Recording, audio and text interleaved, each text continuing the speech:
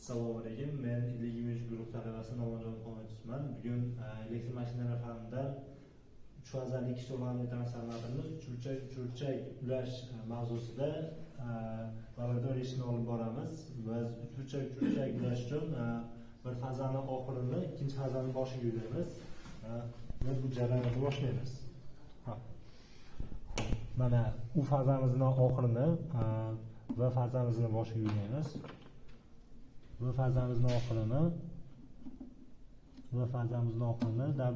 bir fazamizni boshiga yulaymiz va bir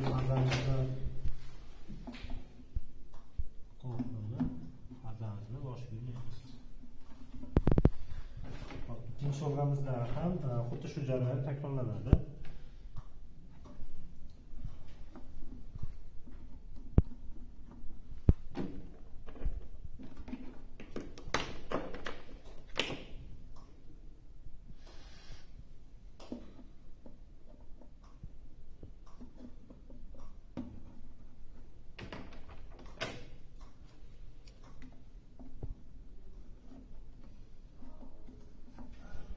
Va bu sxemamizga kuchlanishni aniqlash uchun voltmetr qo'shamiz.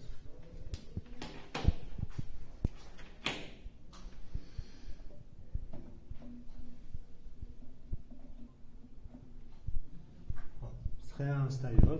Biz bu laboratoriya ishimizni bajarishimiz uchun bizga kerak bo'lgan jihozlar 3 fazali transformator, 2 o'rmonli transformator, later, hamda ulash uchun simlar, keyin kosinus phi quvvat koeffitsiyenti.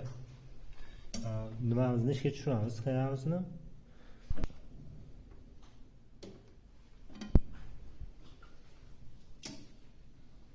Sxemamiz ishga tushdi. Aniqlangan qiymatlar orqali biz grafikini, shu laboratoriya ishimizni grafikimizni quramiz.